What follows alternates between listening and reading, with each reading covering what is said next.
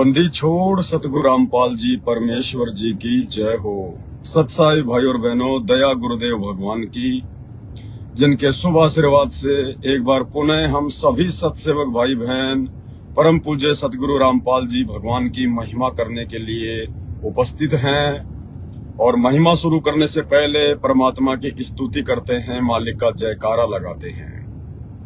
बंदी छोड़ सतगुरु रामपाल जी भगवान की, परमपिता परमात्मा सारी सृष्टि के रचनहार, कुल मालिक, असंख्य ब्रह्मांडों के स्वामी, जगत गुरु, तीनों लोकों में प्रवेश करके सबका भरण पोषण करने वाले राजाधिराज, आत्माधार, नाथों के नाथ, देवों के देव, महादेव, सर्वेश्वर, महेश्वर, मृत्युंजय, अजरो अमर, आदि अनादि, सनातनी प्रभु, जगत पिता जगदीश्वर, श्री श्री 1008 की उपाधि के वास्तविक अधिकारी, अकाल मूर्ति, सौद स्वरूपी राम, वासुदेव, सर्वगतम ब्रह्म, परम पूज्य, प्रथम पूज्य, परम संत, परम पुरुष, परम धनी, परम दयालु, सत्य कबीर, हक्का कबीर, अल्लाहु कबीर, अल्लाहु अकबर, बाखबर, अल्लाह ताला, जगत के तारणहार, जगत के मुक्तिदाता, जगत के जगन्नाथ, हारे के सहारे,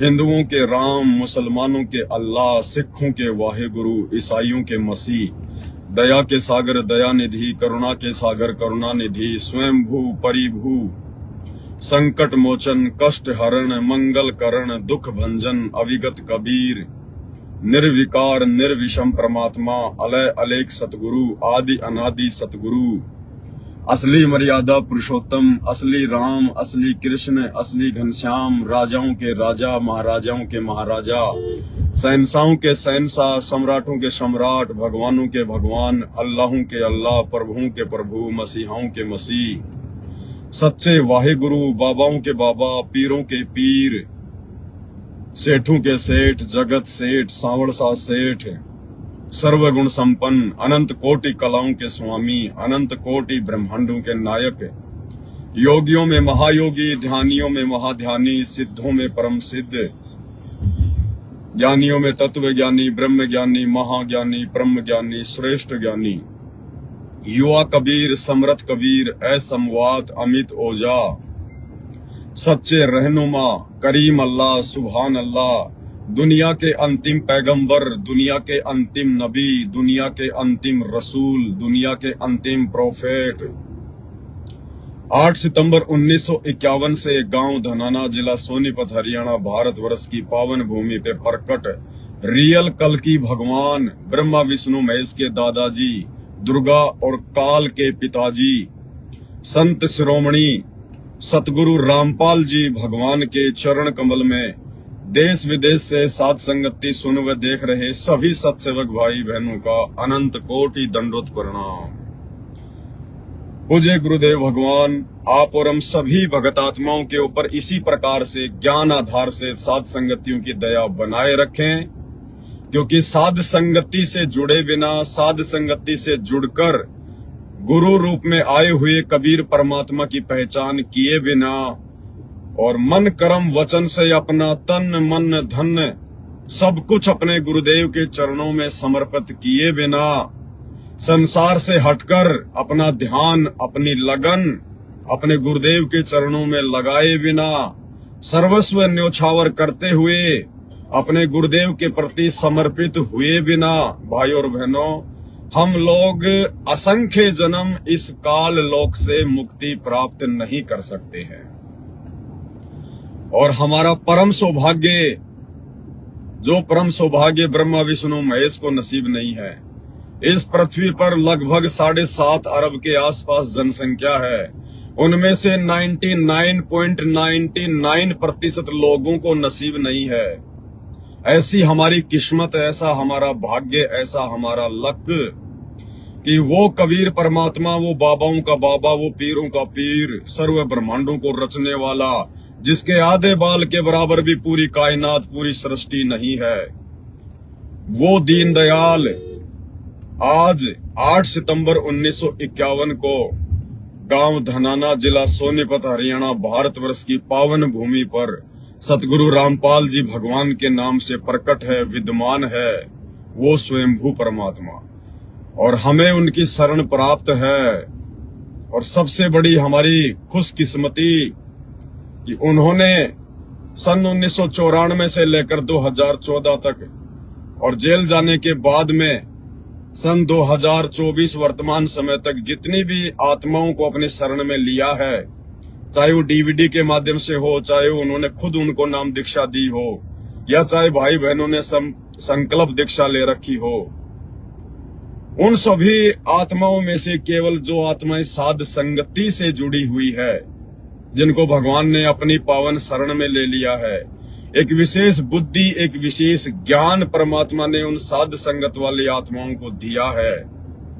गुरु की परमेश्वर के रूप में जो पहचान आप और हम आत्माओं ने की है, ये सौभाग्य सतगुरु रामपाल जी भगवान की 90% संगत को प्राप्त नहीं है। कौन सी 90% संगत?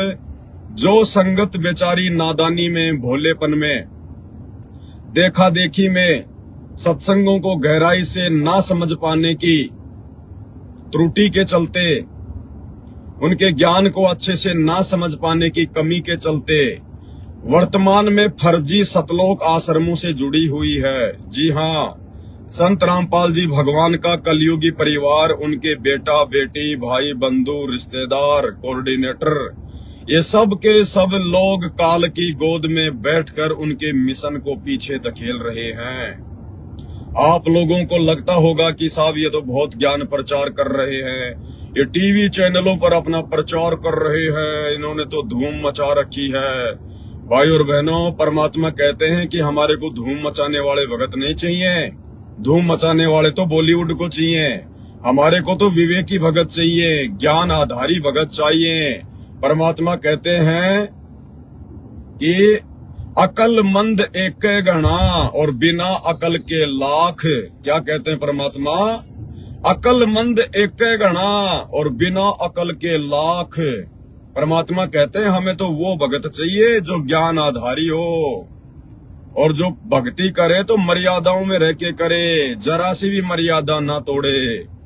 जबकि ये किसी से छुपा हुआ नहीं है कि संत रामपाल जी ने सन 1994 से लेकर वर्तमान समय तक जिन जिन बुराइयों को, जिन जिन कुरीतियों को और जिन जिन विषय विकारों को छुड़वाने के लिए इतना अथक और अकल्पनीय, अविश्वसनीय जो है संघर्ष करते हुए निस्वार्थ भाव से परमार्थ के लिए, जिन कुकर्मों से हटाने के लिए उन्होंने जो अथक प्रयास किए, आज 2014 उनके जेल जाने के बाद में उनके कलयुगी परिवार ने, उनके बेटा बेटी, भाई बंधु, रिश्तेदार और कोऑर्डिनेटरों ने वो सभी कुकर्म, वो सभी मनमाना आचरण खुद भी किया और संगत से भी करवाया और जम के संगत की मर्यादा तुड़वाई।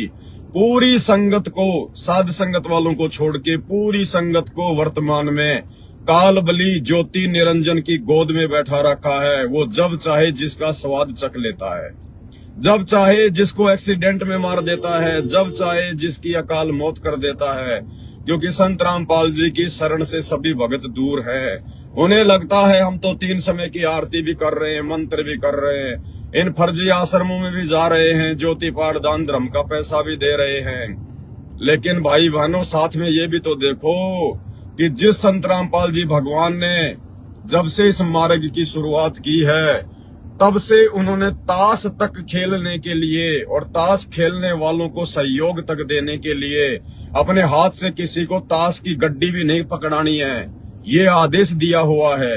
उसके बावजूद आज उनके जेल जाने के बाद उनके परिवार वालों ने धनाना गांव में 50 लाख रुपए भक्तों के दान से एक बहुत बड़ा बैडमिंटन का स्टेडियम बनवा दिया गांव वालों के खेलने के लिए। ये मर्यादा तुड़वा दी सबकी।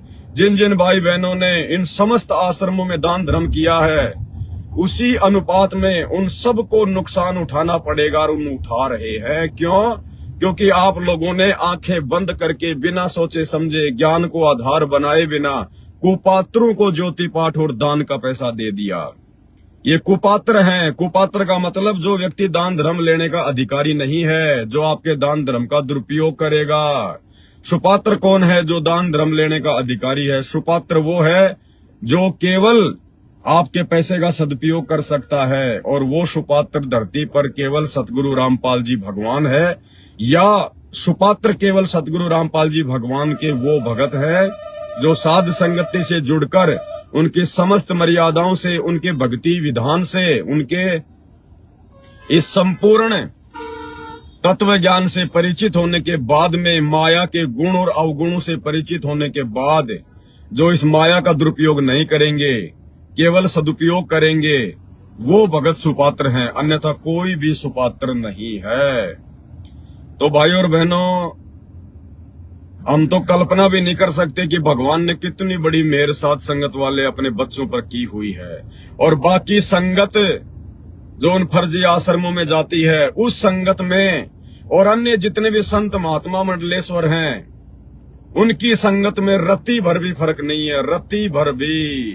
क्योंकि परमात्मा कहते हैं, मर्यादा तोड़ के जो भक्ति करेगा वो चाहे कितना ही बड़ा भगत बने, चाहे सुबह 4 बजे उठ के माला कर ले, 5 बजे उठ के नित्य नियम कर ले, सारा दिन मोबाइल पे सत्संग सुनता रहे, हाथ में माला घुमाता रहे, परमात्मा कहते हैं वो भी काल का है, काल का।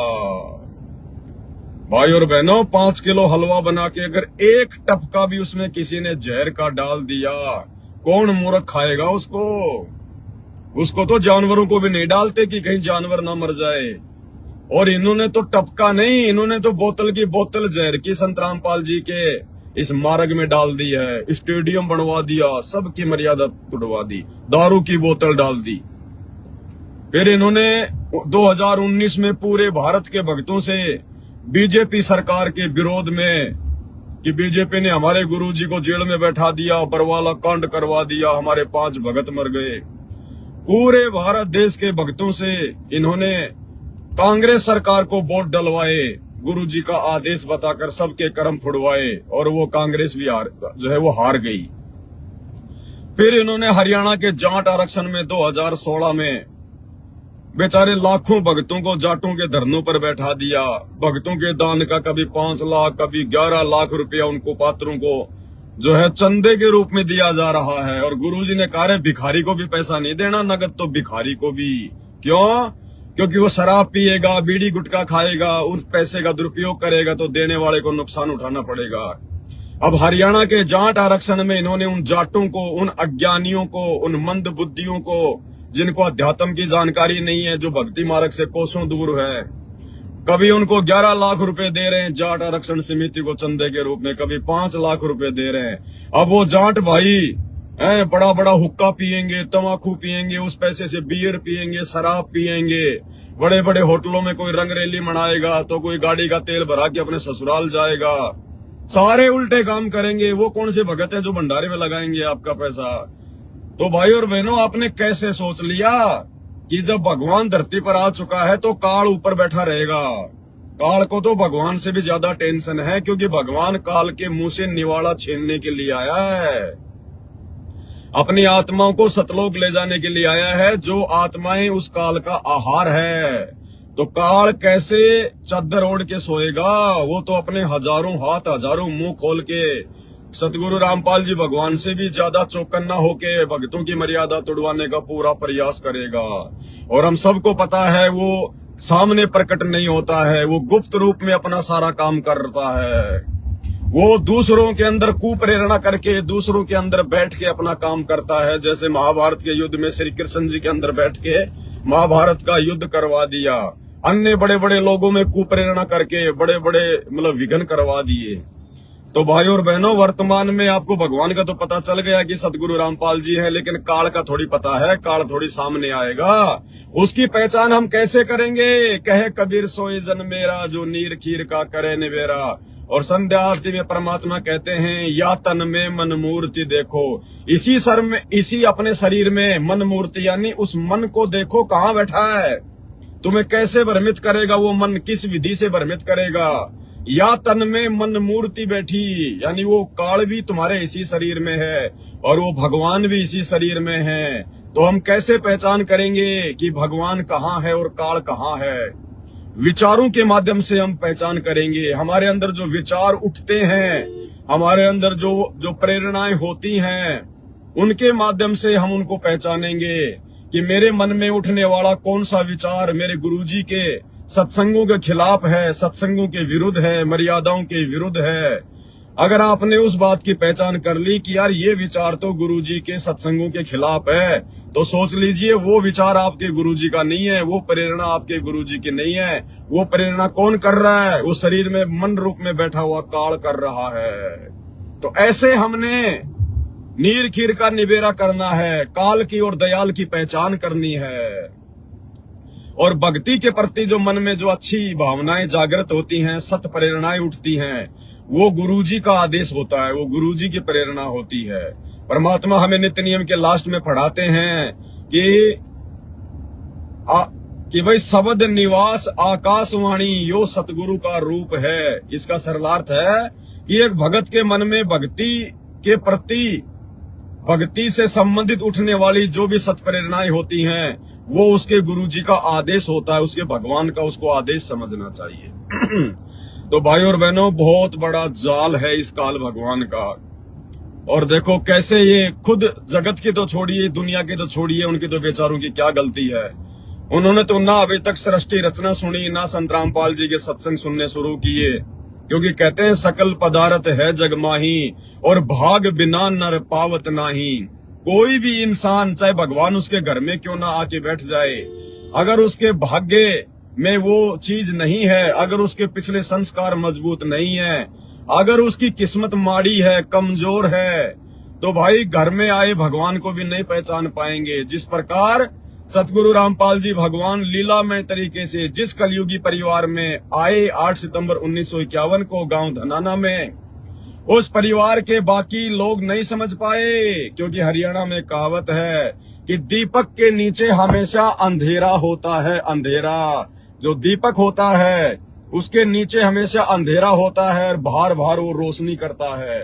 तो संत रामपाल जी जिस परिवार में आए, उस परिवार के सदस्यों ने, किसी ने तो उनको अपना बाप मान लिया, किसी ने अपना पति मान लिया, किसी ने अपना ताऊ मान लिया, किसी ने अपना बेटा मान लिया, किसी ने अपना रिश्तेदार मान लिया, क्योंकि नीचे अंधेरा रहता है, वो परमात्मा के रूप में पहचान नहीं कर पाए।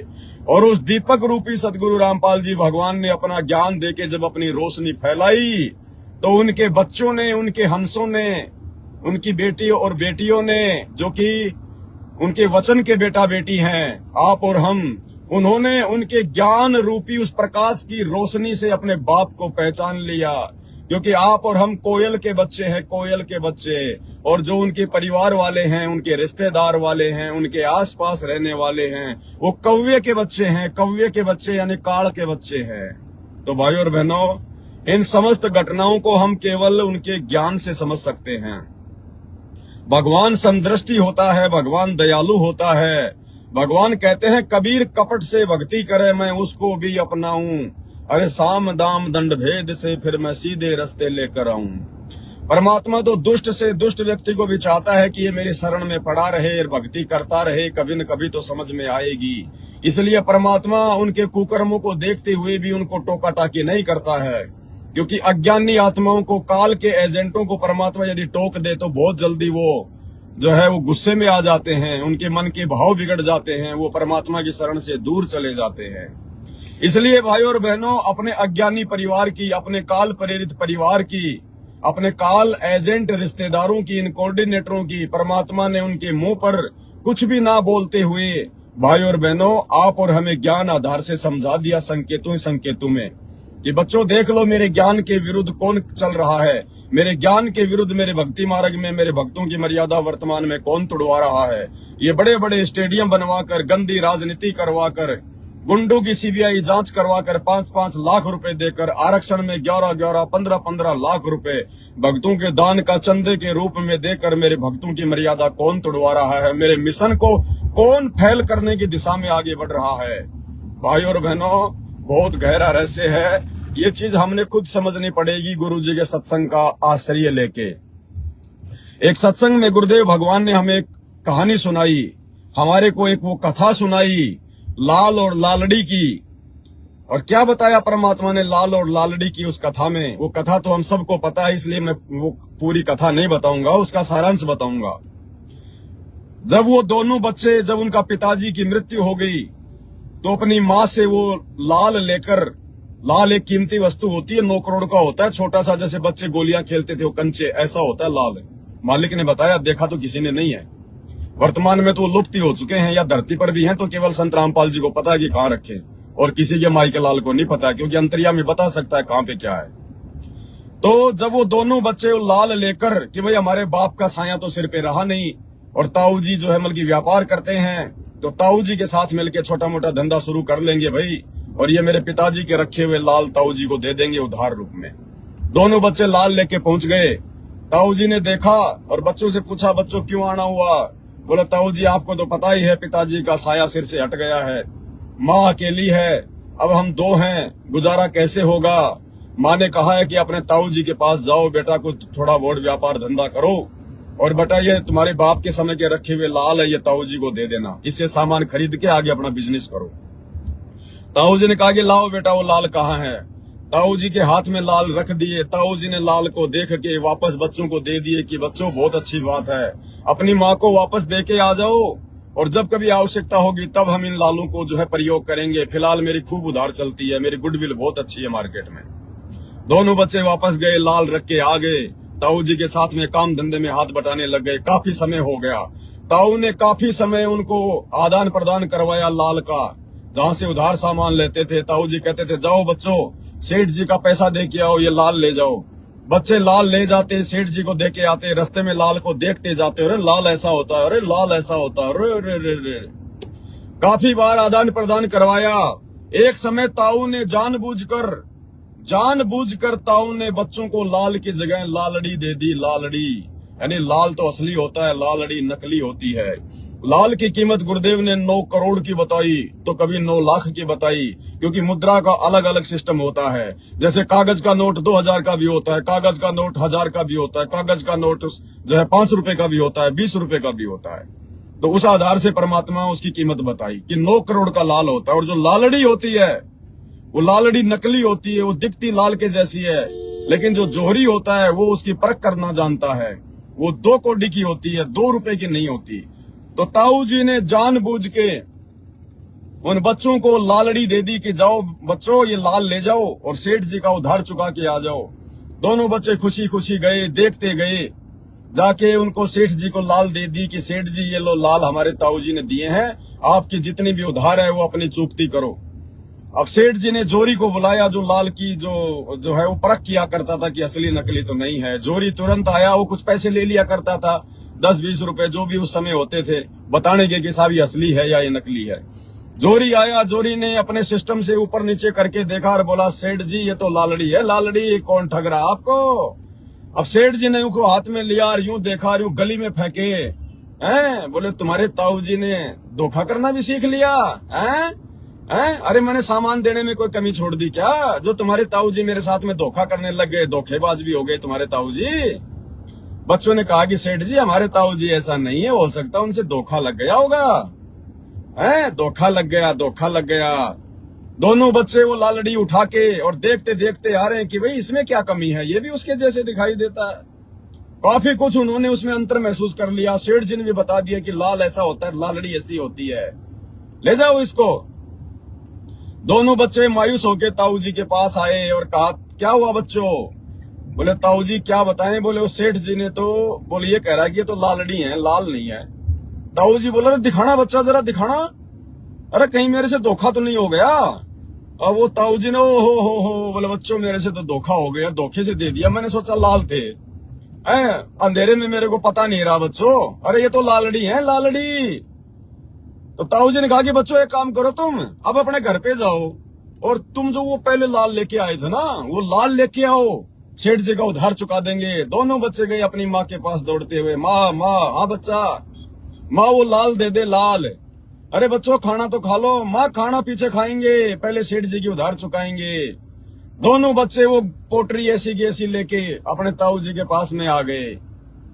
अब ताऊ जी को लाल हाथ में देने से पहले रास्ते में दोनों भाइयों ने विचार किया कि हम देख तो लें कि ये लाल है कि लालड़ी है, क्योंकि बच्चों को पहचान हो चुकी थी कि लाल कैसा होता है, लालड़ी कैसी होती है।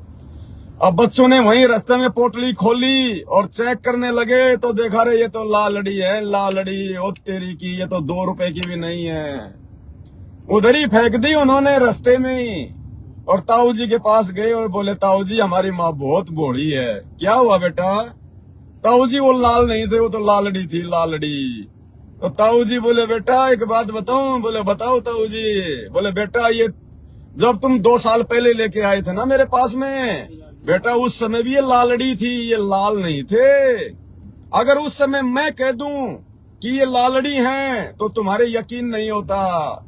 तुम सोचते कि हमारा पिता मर गया इसलिए ताऊ जी नहीं चाहता कि हम भी काम धंधे में आगे बढ़े। ताऊ जी नहीं चाहते कि हम उनके साथ पार्टनरशिप करके 2 पैसे कमा लें। आज ताऊ जी हमारे लाल को भी लालड़ी बता रहे हैं, ताऊ जी धोखा कर रहे हैं। बोला बेटा उस समय अगर मैं कह देता कि ये लालड़ी हैं, थी तो लालड़ी, लेकिन उस समय अगर मैं कह दूं कि ये लालड़ी हैं तो बेचा तुम्हारे सौपन में भी विश्वास नहीं और तुम्हारे मन में दोष आ जाता। तो भाई और बहनों, सतगुरु रामपाल जी भगवान को तो सतलोक आश्रम बरवाड़ा में तो छोड़िए, उनको तो अपने कलयुगी बेटा बेटी रिश्तेदारों के पैदा होने से पहले पता था कि ये काल के दूत हैं, ये लालड़ी हैं, लालड़ी। ये मेरे मार्ग में आगे चल के रोड़ा अटकाएंगे, बाधा पहुंचाएंगे, मेरे बच्चों की मर्यादा तोड़वाएंगे, काल के काम को आसान करेंगे। लेकिन फिर भी दयालु परमात्मा ने उनको अपनी शरण में लिया और भाई और बहनों उनको खूब प्यार दिया, खूब उनको ज्ञान दिया। लेकिन कहते हैं काल को जीव कहीं नहीं माने, कोट सुने जो ज्ञाना। और जैसे लाख अग्नि में पिंगले फिर बिछुड़ते काट समाना। लाख एक धातु होती है, पहले उसकी चूड़ियां बनती थी और जो मणियार होता था जब उसकी चूड़ियां बनाता था तो उसको आग के पास में ले जाके उसको थोड़ा सा नरम करके फिर फटाफट उसको गोलमोल करता था, क्योंकि वो जो काठ होता था वो ऐसी धातु होती थी, जैसे ही आप उसको आग से यानी आप उसको अग्नि से दूर करोगे वो तुरंत वो जो है वो कठोर हो जाती थी, टाइट हो जाती थी। तो कहते हैं काल को जीव कहीं नहीं माने, कोट सुने जो ज्ञाना। काल का जो जीव होता है, काल का जो एजेंट होता है, उस लाख की तरह होता है। जब तक वो संतों के साथ में रहता है, संतों के चरणों में रहता है, तब तक तो वो भगत बना दिखाई देता है, बहुत बड़ा साधु दिखाई देता है। आश्रम में हम जाया करते थे, आओ भगत जी, आओ भगत जी, सत साई भगत जी, कहाँ से आए हो भगत जी? वहां से आया हूँ जी। अरे भगत जी चाय राम पियो, अरे भगत जी भंडारा राम लो। हमें लगता था भाई ओ हो। अरे ऐसे रिश्तेदार तो कभी हमारे ससुराल में भी नहीं हुए, हमारी ऐसी खातिरदारी तो, इस प्यार प्रेम से तो हमारे ससुराल में भी किसी ने खाना नहीं खिलाया जो इन आश्रमों में ये लोग खिला रहे हैं। और आज देखो उन भक्तों को, आज वो गालियां निकालते हैं, वो ही खाना खिलाने वाले आज वो भक्तों को लठ मारते हैं।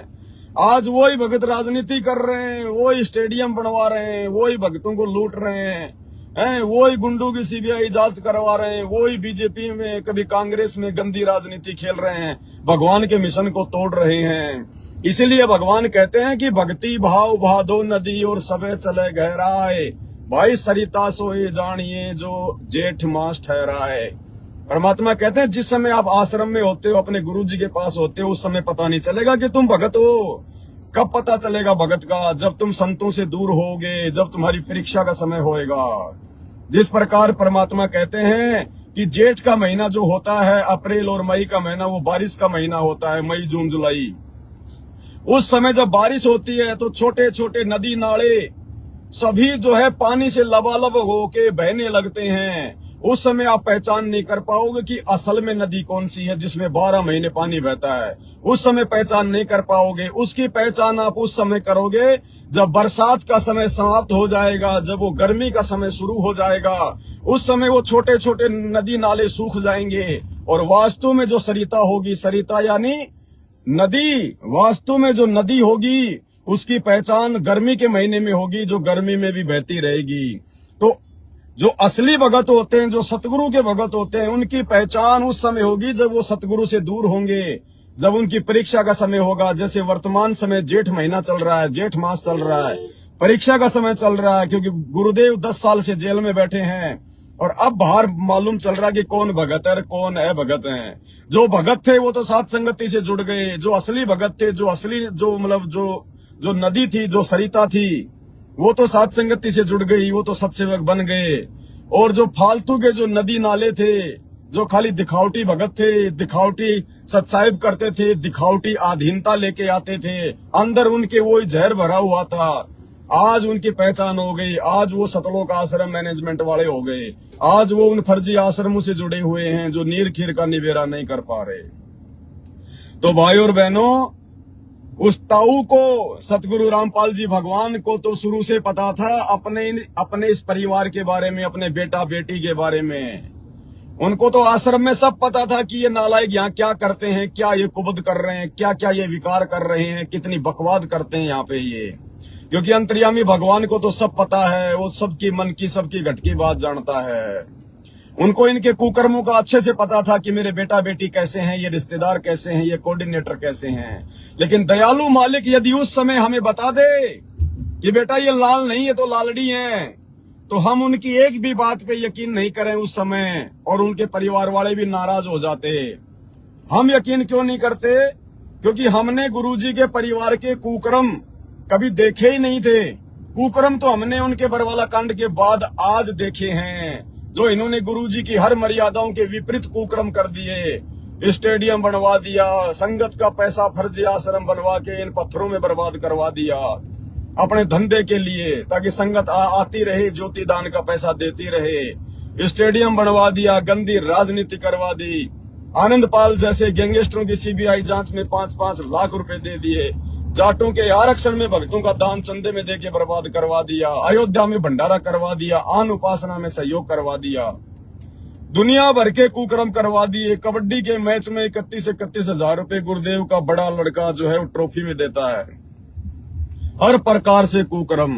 तो आज हमें पता चला है कि ये लाल हैं या लालड़ी हैं। लेकिन भाई, अगर गुरुजी उस आश्रम में बता देते कि बेटा ये भगत नहीं है, काल के दूत है, ये आगे चल के तुम्हें बर्बाद करेंगे, मेरे मार्ग में गंदगी फैलाएंगे, आप और हम अपने गुरुजी की उस बात पे यकीन नहीं कर पाते। कहते हैं नाम दीक्षा लेने के बाद जो अपने गुरुजी के वचन पे अविश्वास करता है, कहते हैं उसकी भक्ति बर्बाद हो जाती है।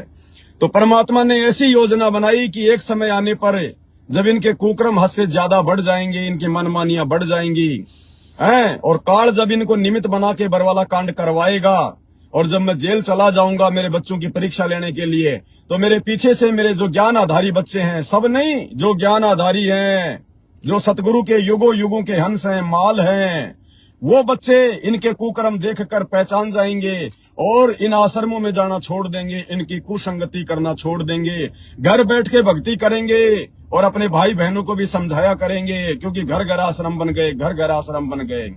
अरे जिस घर में परमात्मा का दरबार लग गया, जिस घर में भगवान का भेड़ लग गया, जिस घर में आप 3 समय की आरती कर रहे हो, बैठ के सत्संग सुन रहे हो, मंत्र कर रहे हो, अरे वो आश्रम ही तो है, और क्या शमशान घाट थोड़ी है।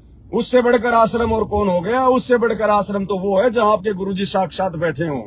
तो वर्तमान में इस धरती पर 2 ही आश्रम है, या तो हिसार की जेल जहां पे संत रामपाल जी शरीर रूप में बैठे हुए हैं, या फिर आपका वो घर जहां पे आपने दरबार लगा रखा है। 2 ही आश्रम है। तीसरा यदि कोई आश्रम है जो मैनेजमेंट ने खोल रखे हैं, ये तो केवल धार्मिक धंधे के लिए खोल रखे हैं, भक्ति और भगवान के लिए नहीं खोल रखे हैं।